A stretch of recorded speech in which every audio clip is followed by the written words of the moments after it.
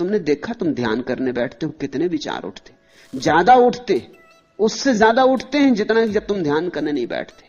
24 घंटे 1000 काम में लगे रहते हो, इतने विचार नहीं सताते। घंटे भर आंख बंद करके बैठ जाओ आसन लगा के, तुम एकदम हैरान हो जाते हो कि मामला क्या है। क्या विचार प्रतीक्षा ही करते थे कि करो बच्चों ध्यान करो, फिर तुम्हें बताएंगे।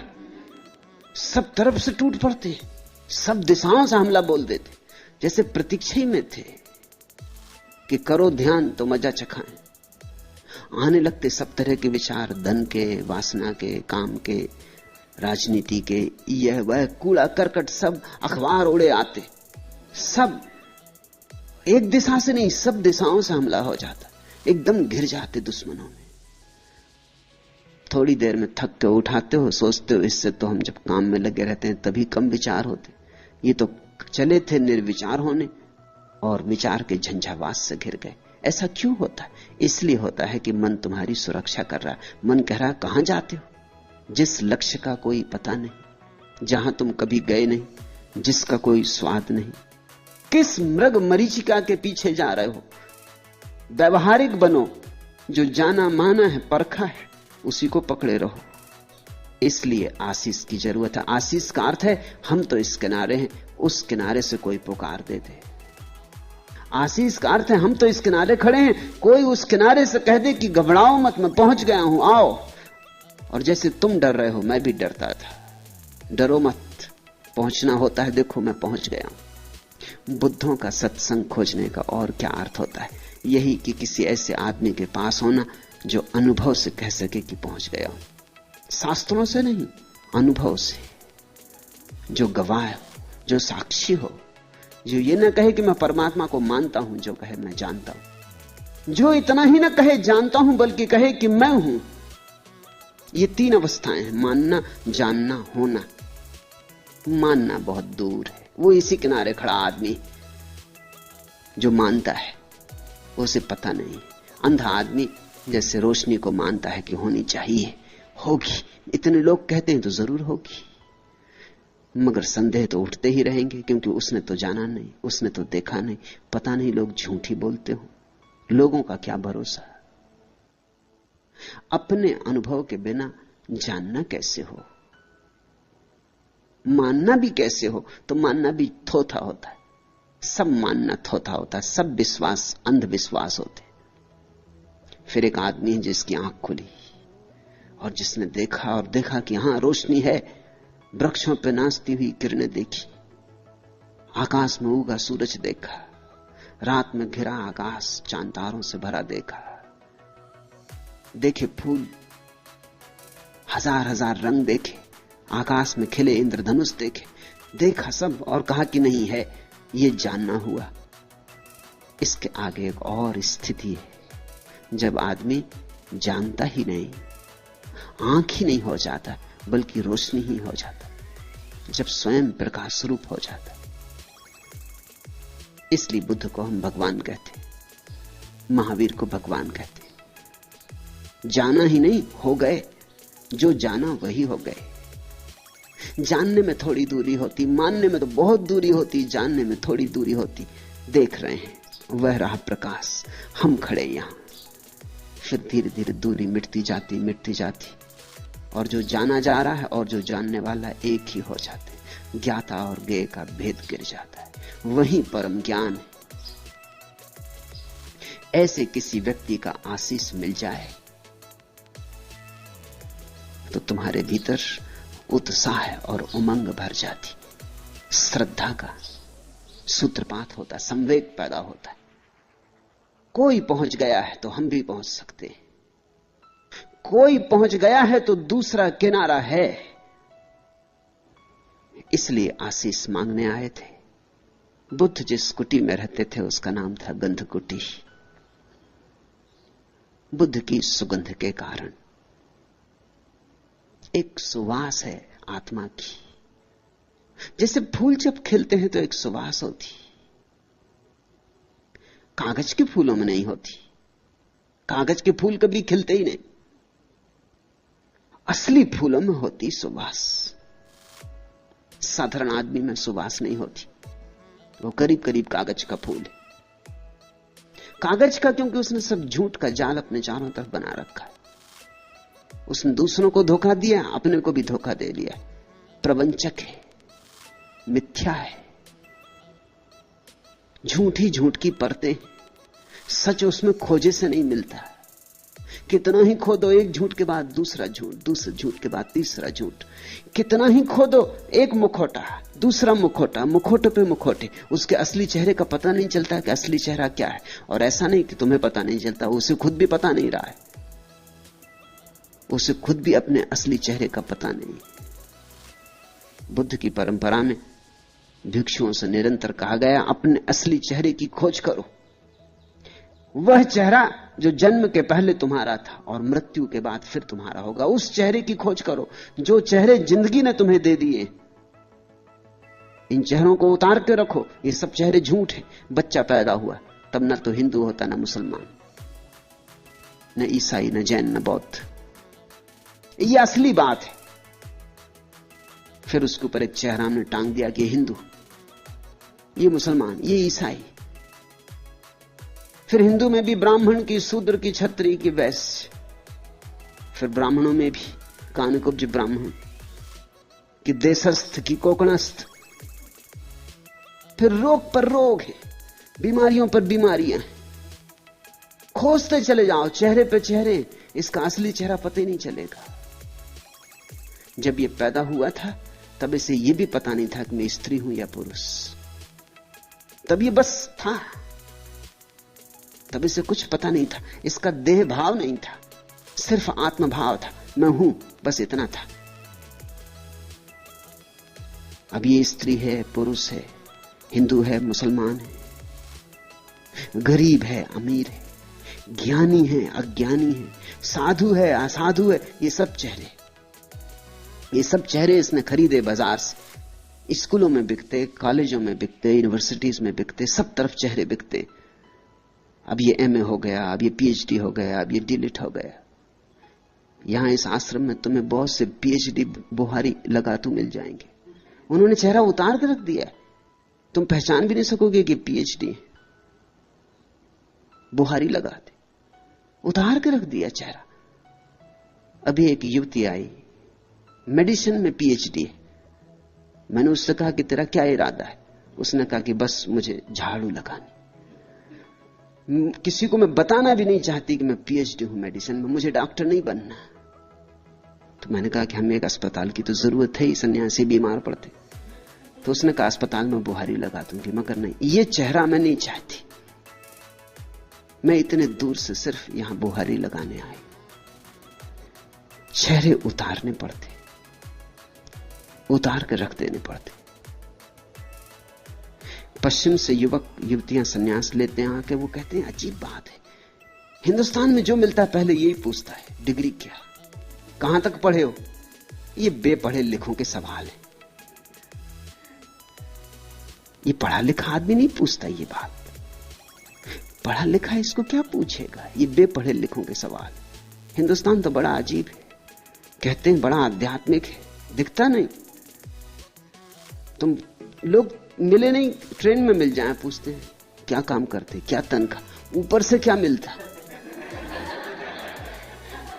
एक तो तनख्वाह पूछना ही अपमानजनक है। किसी आदमी की तनख्वाह नहीं पूछनी चाहिए, क्योंकि हो सकता है बेचारे की छोटी तनख्वाह हो और कहने में संकोच हो और झूठ बोलना पड़े। उसकी नौकरी छोटी मोटी हो, वो क्लर्क हो कि किसी प्राइमरी स्कूल में मास्टर हो। अब तुम उसकी भद्द करवाने पर राजी हो। या तो वो सच बोले तो अपमानजनक मालूम पड़ता है, या झूठ बोले तुम उसे झूठ बोलने का उत्तेजना दे रहे, फिर तनख्वाह क्या मिलती। और इतने तक चैन नहीं है आध्यात्मिक लोगों को, आखिर में पूछते हैं ऊपर भी कुछ मिलता है कि नहीं। अगर ऊपर मिलता तो नौकरी अच्छी। हद हो गई। ऊपर मिलने का मतलब क्या होता है? चोरी, बेईमानी, रुस्वत, ये सब थोथे चेहरे, और इन थोथे चेहरों पर हमें बड़ा भरोसा है। इसलिए तुम्हारी जिंदगी में सुवास नहीं, कागज के फूलों में गंध नहीं होती। तुम्हारा असली फूल तो मरा जा रहा है, तुम्हारा गुलाब का फूल तो सड़ा जा रहा है। कागज के फूलों ने चारों तरफ से उस पर घेरा डाल दिया है, उसको सांस लेने की सुविधा नहीं है। तुम्हारे गुलाब के फूल को अवसर नहीं है कि वो सांस ले ले, कि रोशनी में उठ जाए, कि पखरियां खोल दे। जगह नहीं है, अवकाश नहीं, सब स्थान कागज के फूलों ने भर दिया है। बुद्ध में गंध होती, क्योंकि बुद्ध के सब कागज फूल गिरा दिए गए, जला दिए गए। बुद्ध का अर्थ होता है जिसने अपने असली चेहरे को पा लिया। अब जो फिर वैसा हो गया जैसा निर्दोष बच्चा होता है, पहले दिन का बच्चा होता है, सिर्फ है, न कोई परिभाषा, न कोई सीमा, असीम हो गया। फिर इस सरलता में सुगंध है, सुवास है। सरलता के अतिरिक्त और कहीं सुवास नहीं, इस सहजता में सुगंध है। इसलिए बुद्ध की कोठी का नाम था गंध कोठी। वहां फूल खिला था, मनुष्यता का फूल। याद रखना, तुम भी फूल हो, चाहे अभी कली में दबे हो, या हो सकता है अभी कली भी पैदा न हुई, अभी वृक्षों की किसी शाखा में दबे हो, या हो सकता है अभी वृक्ष भी पैदा ना हुआ हो, किसी बीज में पड़े हो, मगर तुम भी फूल हो। और अपनी सुगंध को खोजना है, और अपनी सुगंध को मुखर करना है, अपनी सुगंध को प्रकट करना है, अभिव्यंजना देनी। जो गीत तुम्हारे भीतर पड़ा है उसे गाया जाना है, और जो नाच तुम्हारे भीतर पड़ा है उसे नाचा जाना है। नाचोगे, गाओगे, खिलोगे तो ही परितृप्ति है। उस परितृप्ति में ही, उस संतोष में ही एक सुगंध है जो इन नासापुटों से नहीं पहचानी जाती। उसे पहचानने के लिए भी और नासापुट चाहिए। जैसे भीतर की आंख होती है, ऐसे भीतर के नासापुट भी होते। जरूरी नहीं कि तुम बुद्ध के पास जाओ तो तुम्हें सुगंध मिले। तुम अगर अपनी दुर्गंध से बहुत भरे हो तो शायद तुम्हें बुद्ध की सुगंध का पता भी ना चले। तुम अगर अपने शोरगुल से बहुत भरे हो तो तुम्हें बुद्ध का शून्य और संगीत कैसे सुनाई पड़ेगा। गंध कुटी के चारों ओर जूही के फूल खिले थे। शास्ता ने उन भिक्षुओं को कहा, भिक्षुओं, जूही के खिले इन फूलों को देखते हो? एक फूल तो बुद्ध का खिला था, मगर शायद अभी ये भिक्षु उसे नहीं देख सकते, इसलिए मजबूरी है और बुद्ध को कहना पड़ा, भिक्षुओं, इन जूही के खिले फूलों को देखते हो? ये सुवासित फूल, इन पर ध्यान दो। इन फूलों में कई राज छिपे हैं। एक तो कि ऐसे ही फूल तुम हो सकते हो, ऐसी ही सुवास तुम्हारी हो सकती है। दूसरा, ये फूल सुबह खिलते हैं, सांझ मुरझा जाते। ऐसा ही ये मनुष्य का जीवन है।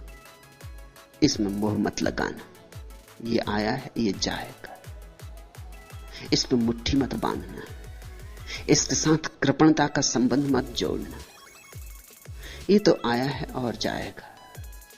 जन्म के साथ ही मृत्यु का आगमन हो गया है। ये फूल अभी कितने खुश दिखाई पड़ते, सांझ मुरझा जाएंगे, गिर जाएंगे, धूल में खो जाएंगे। ऐसा ही जीवन है। जो जीवन को पकड़ना चाहता है वो सदा दुख में ही रह जाता है। जीवन को पकड़ो मत, ये पकड़ा जा नहीं सकता, बहता है बहने दो। इसे समझो, ये ध्यान की आधारशिला है। तुम्हारे जीवन का दुख क्या है? तुम्हारे जीवन का मौलिक दुख यही है कि जो रुकेगा नहीं उसे तुम रोकना चाहते। तुम्हारे जीवन का मौलिक दुख यही है कि जो नहीं होगा उसे तुम करना चाहते, जो हो ही नहीं सकता। जैसे तुम जवान हो तो तुम सदा जवान रहना चाहते, ये हो ही नहीं सकता तो दुखी होने वाले हो। दुख कोई तुम्हें दे नहीं रहा है, तुम अपना दुख पैदा कर रहे हो। जवान को बूढ़ा होना ही पड़ेगा, इसमें कुछ बुराई भी नहीं, प्रवाह है। जवानी का अपना सौंदर्य है, बुढ़ापे का अपना सौंदर्य। और अगर बुढ़ापा तुम्हें कुरूप दिखाई पड़ता है तो उसका एक ही कारण है कि ये बूढ़ा आदमी अभी भी जवानी को पकड़ने की कोशिश में होगा जो उसके हाथ से छूट गई, इसलिए बुढ़ापे का निश्चिंत भोग नहीं कर पा रहा है। नहीं तो बचपन का अपना सौंदर्य है, जवानी का अपना सौंदर्य, बुढ़ापे का अपना सौंदर्य। और ध्यान रखना, बुढ़ापे का सौंदर्य सबसे बड़ा सौंदर्य, क्योंकि सबसे अंत में आता है। वो फूल आखिरी है। इसलिए तो इस देश में हम बूढ़े को आदर देते। सब बूढ़े आदर के योग्य होते नहीं, इसे जान के भी देते। मान्यता भीतर यह है कि अगर कोई आदमी बचपन में पूरी तरह बचपन जिया हो और जब बचपन चला गया तो पीछे लौट के ना देखा हो, दो आंसू ना बहाए हो उसके लिए। जवानी में पूरी जवानी जिया हो और जब जवानी चली गई तो लौट के ना देखा हो, वो आदमी पूरा बुढ़ापा जिएगा। उसके बुढ़ापे में प्रज्ञा होगी, बोध होगा, समझ होगी। बच्चा तो कितना ही निर्दोष हो फिर भी अबोध होता है। उसकी निर्दोषता में एक तरह का अज्ञान होता है। उसकी निर्दोषता अज्ञान की पर्यायवाची होती। वो निर्दोष है क्योंकि अभी उसने जाना नहीं है। जवानी जिद्दी होती, जवानी सपनों से भरे हुए समय का नाम है। जवानी हजार सपने देखती है और हजार तरह की विपदाओं में पड़ती। जवानी में हजार तरह की मूढ़ताएं सुनिश्चित है। जवानी एक तरह की मूढ़ता है, एक तरह का नशा है। जवानी एक तरह की मदहोशी है। जवानी में बड़ी गति है और बड़ी त्वरा है और बड़ी ऊर्जा है, लेकिन बड़ी विक्षिप्तता भी है। बुढ़ापा में जवानी की मूढ़ता गई, विक्षिप्तता गई, पागलपन गया, जवानी का जोश खरोश गया, जवानी की उत्तेजना ज्वर गया, बचपन का अज्ञान गया। जीवन के सारे अनुभव बूढ़े को ताजा कर जाते, निखार जाते, शुद्ध कर जाते। अब न वासना के अंधड़ उठते, न बचपन का अज्ञान खिलौनों में उलझाता, न जवानी की विक्षिप्तता पद धन प्रतिष्ठा की दौड़ में महत्वाकांक्षा जगाती। एक शांति उतरनी शुरू हो जाती। बूढ़ा एक अपूर्व संतोष से भरने लगता। सब जो देखना था देख लिया, सब जो जानना था जान लिया, अब घर लौटने लगता। लेकिन हमारी तकलीफ यह है कि हम में से बहुत कम लोग बूढ़े हो पाते हैं। बूढ़े हों कैसे? जो बूढ़े हैं वो भी अभी जवानी का विचार करते रहते, बचपन का विचार करते रहते, कहते हैं अरे वो दिन गजब के थे। जो आदमी ये कहे कि जो दिन बीत गए वो गजब के थे, समझना ये आदमी बढ़ नहीं पाया, ये प्रौढ़ नहीं हुआ। क्योंकि अगर वो दिन गजब के थे तो ये दिन और गजब के होने चाहिए, क्योंकि उन्हीं गजब के दिनों के ऊपर खड़े। और जब ये दिन गजब के नहीं है तो वो दिन भी गजब के नहीं हो सकते। जब बुढ़ापे में सौंदर्य नहीं है तो जवानी कैसे सुंदर रही होगी? अगर गंगा सागर में गिरने के करीब गंगा नहीं है तो गंगोत्री में कैसे गंगा रही होगी? बूढ़ा आदमी एक अभिनव सौंदर्य से भर जाता है। उसके सौंदर्य में एक शीतलता होती है, जवानी की गर्मी नहीं। और बूढ़ा आदमी फिर सरल हो जाता है, लेकिन उसकी सरलता में बुद्धिमत्ता होती, बच्चे का अज्ञान नहीं। बुढ़ापा अद्भुत है। और जो आदमी ठीक से बूढ़ा हो गया, न पीछे लौट देखता जवानी को, न याद करता बचपन को, वो आदमी अब मृत्यु में भी उतने ही आनंद से प्रवेश कर सकेगा। क्योंकि बुढ़ापे का डर क्या है कि कहीं मैं बूढ़ा ना हो जाऊं? वो डर यही है कि बुढ़ापे के बाद फिर आखिरी कदम मौत है। तो जवान जवानी में रुक जाना चाहता है, सब तरह की चेष्टाएं करता है, किसी तरह पैर जमा के खड़ा हो जाऊं, ये जो नदी की धार सब बहाए ले जा रही, ये मुझे अपवाद की तरह छोड़ दे। तो दुख ही दुख होगा। सुख किसे होता है? सुख उसे होता है जिसकी जीवन से कोई मांग नहीं, जीवन जो करता है उसे स्वीकार करने का भाव है। तथाता में सुख है। जवानी तो जवानी में, बुढ़ापा तो बुढ़ापा। आज किसी का प्रेम मिला तो प्रेम, और कल प्रेम खो गया तो उतना ही शांत भाव। आज महल थे तो ठीक, कल झोपड़े आ गए तो ठीक। लेकिन दुनिया में दो तरह के मूड हैं। अगर झोपड़ा है तो वो चाहते महल होना चाहिए, अगर महल है तो वो चाहते झोपड़ा होना चाहिए। बड़ी मुश्किल है। आदमी जहां है वहां राजी नहीं। अगर झोपड़ा है तो वो कहते हैं जब तक महल ना मिल जाए मैं सुखी नहीं हो सकता, और महल मिल जाए तो आदमी सोचने लगता है महलों में कहां सुख है, जब तक मैं भिखारी ना हो जाऊं सड़क का तब तक कहां सुख होने वाला है। गरीब अमीर होने की सोचता, अमीर गरीब होने की सोचता। लेकिन तुम जो हो जहां हो उसको जीते नहीं। तुम जो हो, जिस क्षण में हो, जहां हो, जैसे हो, उस क्षण को पूरे समग्रता से जी लो। उससे अन्यथा की मांग ना करो। जब वो क्षण चला जाएगा कोई अड़चन ना होगी, नया क्षण आएगा, नए क्षण के साथ नया जीवन आएगा। तो फूलों में ये भी संदेश है, और फूलों में ये भी संदेश है कि ये जीवन सदा रहने को नहीं, आज है कल नहीं हो जाएगा। इसलिए ये यात्रा है, मंजिल नहीं। यहां घर मत बना लेना। सम्राट अकबर ने फतेहपुर सीकरी का नगर बसाया, बस तो कभी नहीं पाया। नगर बसते कहां?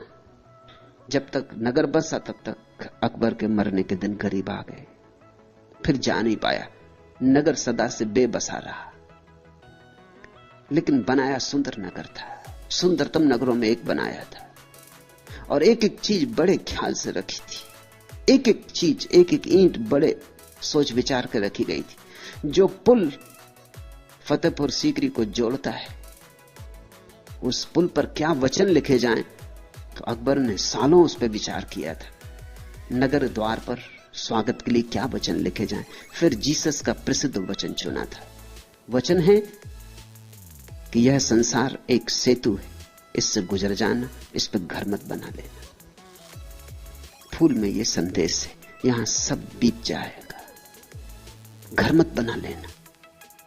घर जो बना लेता है जीवन में वही ग्रस्त है, और जो घर नहीं बनाता वही संन्यास्त है।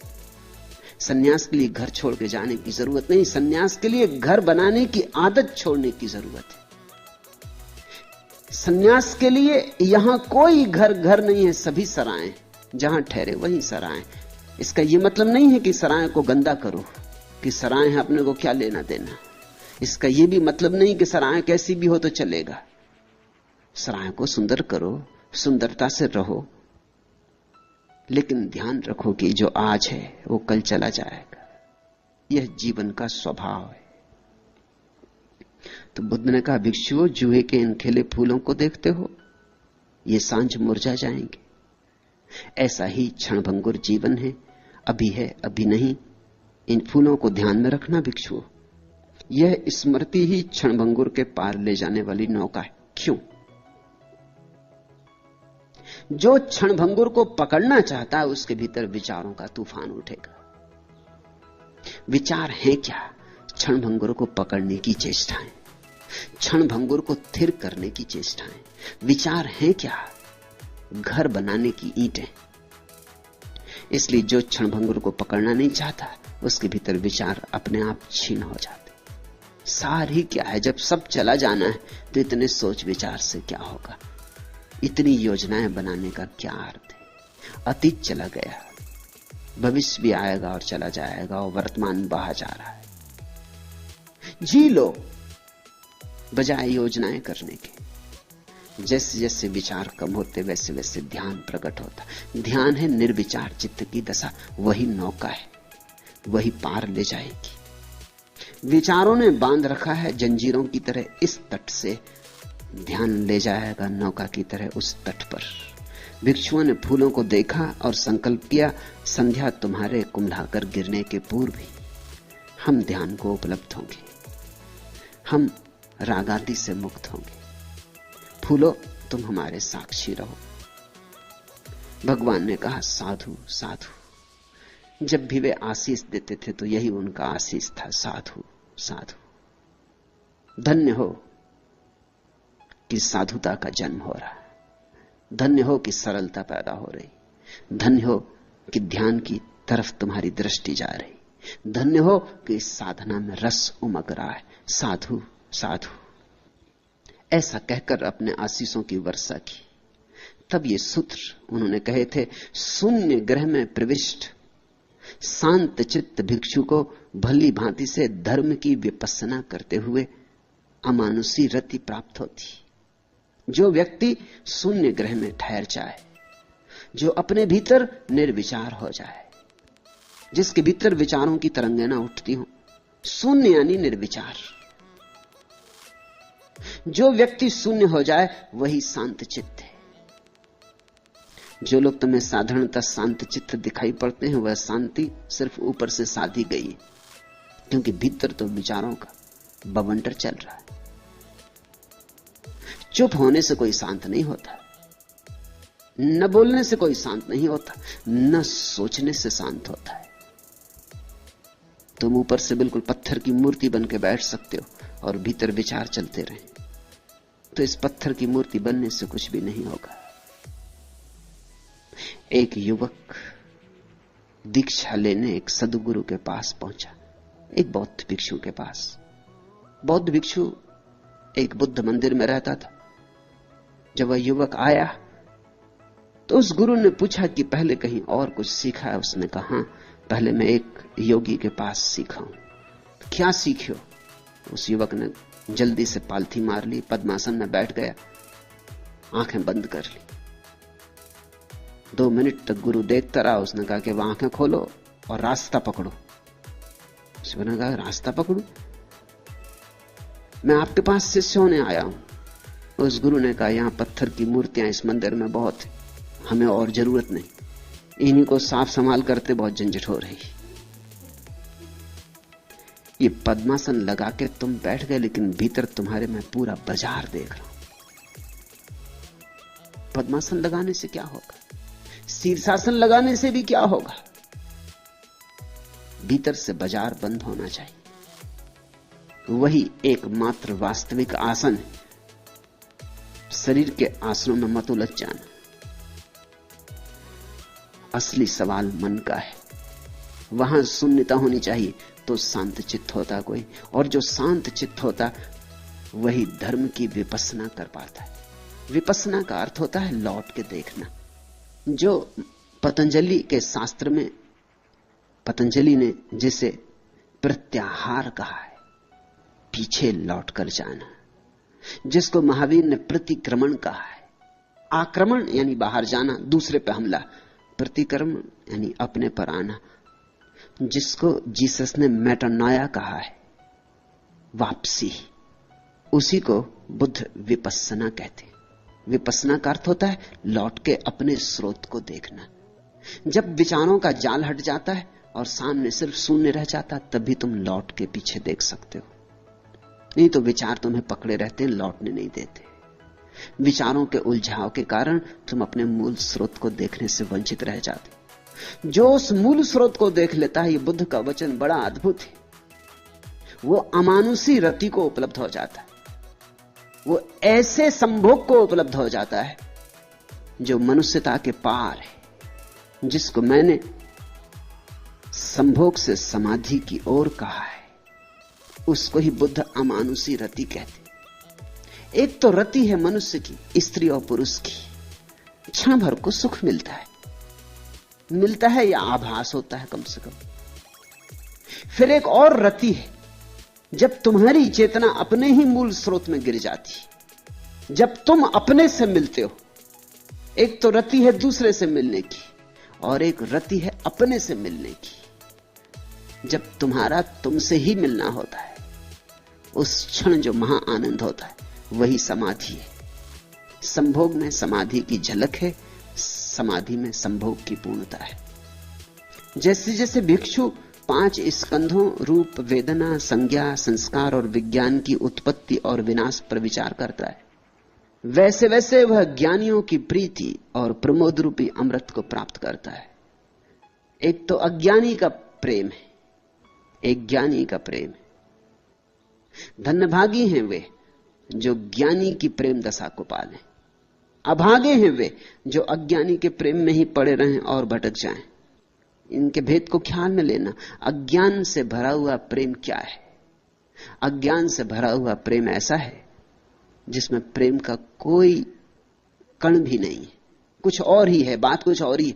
तुम अकेले होने में ऊबते हो, इसलिए किसी को प्रेम करते हो कि अकेले होने में मजा नहीं आता, अकेले होने में ऊब आती है, उदासी आती, अकेले होने में घबराहट होती, किसी का साथ चाहिए, किसी का साथ तुम्हारे लिए एक जरूरत है। ये अज्ञानी का प्रेम है। ज्ञानी का प्रेम क्या है?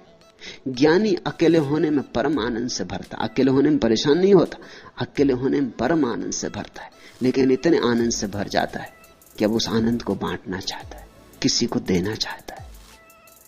अज्ञानी का प्रेम मांगता है, ज्ञानी का प्रेम देता है। बुद्ध ने खूब दिया, समस्त सद्गुरुओं ने दिया। मिलेगा तो देना ही पड़ेगा। जब दिया जलेगा तो रोशनी बिखरेगी, और जब फूल खिलेगा तो सुगंध उड़ेगी हवाओं पर। इसे रोका नहीं जा सकता। अज्ञानी का प्रेम कैसा है? अज्ञानी का प्रेम ऐसा मिल जाए, भिखारी का प्रेम है। पति पत्नी से चाह रहा है कि कुछ दो, मैं अकेले में बड़ा उदास हो रहा हूं, मुझे कुछ रस दो। और पत्नी भी कह रही मुझे कुछ रस दो। दोनों भिखारी एक दूसरे से मांग रहे हैं, देने की तैयारी किसी की भी नहीं, तो कलह तो होगी ही। इसलिए पति पत्नी के बीच जो कलह है वो शाश्वत है। उस कलह का मूल कारण पति और पत्नी की कोई खराबी नहीं, अज्ञानी का प्रेम है। दोनों मांग रहे हैं। दो भिखारी रास्ते पर खड़े हो गए, समझ लो कि दोनों अंधे भिखारी, इसलिए देख भी नहीं पाते कि दूसरा भी भिखारी। दोनों एक दूसरे के सामने हाथ फैलाए खड़े हैं कि कुछ मिल जाए, दया करो। वही दशा है पति पत्नियों की, अंधे, देख भी नहीं सकते कि दूसरा बेचारा खुद ही भिखारी, इससे क्या मांग रहे हैं। और दूसरा भी मांग रहा है कि कुछ मिल जाए, और दोनों ही दुखी होंगे क्योंकि मिलना तो है नहीं, देने की तैयारी किसी की वहां है नहीं, देने को वहां कुछ है ही नहीं, तैयारी भी कैसे हो, सब खाली खाली रिक्त है। इसलिए इस जगत में सभी प्रेमी समझते हैं कि धोखा दिया गया, कि कहां से इस स्त्री की झंझट में पड़ गया। इतनी स्त्रियां थी जिनसे मिल सकता था, किसी से नहीं मिलने वाला था। तुम उनके पतियों से तो पूछो जाके कि उनको क्या मिला। वो सोचते हैं कि शायद तुम्हारी पत्नी मिल जाती तो उन्हें कुछ मिल जाता। मैंने सुना है एक यहूदी पुरोहित को एक युवक ने आके कहा कि मुझे क्षमा कर दे, मुझे बिल्कुल क्षमा कर दे, मैं महापापी हूं। यहूदी पुरोहित ने कहा लेकिन मुझे पता तो चले क्या पाप है। उस युवक ने कहा मत पूछे, बस मुझे क्षमा करना, ये पाप ऐसा है कि मैं कह ना सकूंगा। लेकिन पुरोहित ने कहा तुम मुझसे कह सकते हो और बिना जाने मैं क्षमा भी कैसे कर दूं। तो मजबूरी में उस युवक ने कहा कि मामला यह है कि कई बार मेरे मन में आपकी पत्नी के प्रति वासना उठती, मुझे क्षमा कर दे। उस यहूदी पुरोहित ने उसके सिर पे हाथ रखा और कहा बेटा घबरा मत, मेरे मन में भी तेरी पत्नी के प्रति विचार उठते, तू निश्चिंत रह, इसमें कुछ अपराध नहीं है, क्योंकि यह हालत मेरी भी। यही हालत है जो तुम्हें नहीं मिला है, सोचते हो शायद उससे मिल जाता। इस जगत में भिखारी भिखारियों के सामने खड़े, किसी सम्राट को खोजो, मगर सम्राट को खोजने का ढंग सम्राट होना है, इसलिए बड़ी मुसीबतें। सम्राट के पास सम्राट होकर पहुंच सकते हो, भिखारी को राजमहल में प्रवेश भी नहीं मिलेगा। सम्राट को खोजने का उपाय सम्राट होना है। अगर बुद्धों से सत्संग चाहते हो तो ध्यानी बनो, धीरे धीरे तुम्हारा सम्राट भी भीतर पैदा हो, फिर खूब प्रेम बरसता है, प्रेम ही प्रेम बहता है, प्रेम की रसधार बहती। वह वैसे ही वैसे जैसे जैसे विपस्सना को उपलब्ध होता है और जैसे जैसे देखता है संसार में सब क्षण भंगुर है, यहां कुछ ठहरने वाला नहीं, वैसे वैसे ज्ञानियों की प्रीति और प्रमोद रूपी अमृत को प्राप्त करता है। और जब देने की कला आ जाती है और देने की क्षमता आ जाती तो सुख है। सुख देने में, लेने में नहीं। तुमने भी कभी कभी जीवन में निरीक्षण किया होगा इस बात का कि जब तुम देते हो तब एक तरह का सुख मिलता है, कुछ भी थोड़ा सा भी दे दो, और जब तुम लेते हो तब पीछे थोड़ी सी ग्लानि होती है, लेने में तुम दीन हो जाते। इसलिए एक बात जानना, अगर तुम किसी को कुछ दो तो ख्याल रखना वो तुम्हें कभी क्षमा नहीं कर पाएगा, वो तुमसे बदला लेगा। इसलिए अक्सर होता है लोग कहते हैं हमने तो नेकी की, हमें बदले में बदी मिली, उसमें राज है। इसलिए ज्ञानियों ने कहा नेकी कर और कुएं में डाल, फिर उसको बिल्कुल भूल ही जा, उसकी याद ही मत दिलाना, नहीं तो जिस आदमी के साथ नेकी की वही तेरी गर्दन काटेगा, क्योंकि उसको तूने दीन कर दिया। एक आदमी आया, तुमने उसे 100 रुपए दे दिए और तुम्हारे मन में बड़ा नेकी का भाव उठा कि देखो कितना गजब का काम कर रहे हैं, इसको 100 रुपए दे रहे हैं। तुम तो गजब का काम कर रहे हो, उस आदमी पे क्या गुजर रही, वो ये देख रहा है कि अच्छा कभी मौका मिला तो देख लेंगे। तुम ऐसे अकड़े जा रहे हो, ऐसे फूले जा रहे हो, आज हम मुसीबत में हैं, ठीक है, हाथ फैलाने पड़े तुम्हारे सामने, ठीक है। वो सदा प्रार्थना करेगा कभी ऐसा दिन आए कि तुम भी हमारे सामने हाथ फैलाओ, तभी वो तुम्हें क्षमा कर पाएगा, नहीं तो क्षमा नहीं कर पाएगा। वो तुम्हारा दुश्मन हो गया, तुमने एक दुश्मन बना लिया। देना इस ढंग से कि लेने वाले को पीड़ा ना हो तो ही, नहीं तो तुम क्षमा नहीं किए जा सकोगे। देना इस ढंग से कि लेने वाले को पता ना चले, इसलिए गुप्त दान की महिमा है। देना इस ढंग से कि लेने वाले को यह ख्याल ही ना हो कि देने वाला वहां अकड़ के खड़ा था और देने में मजा ले रहा था। देना विनम्रता से, देना झुक के, हाथ तुम्हारा नीचा हो इस ढंग से देना, लेने वाले का हाथ ऊपर रहे इस ढंग से देना, ताकि लेने वाले को ऐसा लगे कि लेके उसने तुम पर कृपा की है, अनुग्रह किया। फिर तुम्हारे लिए कभी नेकी के बदले में बदी नहीं मिलेगी। जिसके भीतर देने की पात्रता आ जाती है, पात्र भर जाता है प्रेम से, उसी के भीतर प्रमोद होता है। प्रमोद है देने का आनंद। सबसे बड़ा आनंद है इस जगत में देने का आनंद, और सबसे बड़ी देने की चीज है इस जगत में ध्यान। नंबर 2 पर प्रेम। ये 2 बड़ी से बड़ी संपदाएं हैं, ध्यान की और प्रेम की। जो सेवा सत्कार स्वभाव वाला है और आचार कुशल है, वह आनंद से ओतप्रोत होकर दुख का अंत करेगा। जैसे जूही अपने कुमलाए फूलों को छोड़ देती, वैसे ही है भिक्षुओं, तुम राग और द्वेष को छोड़ दो।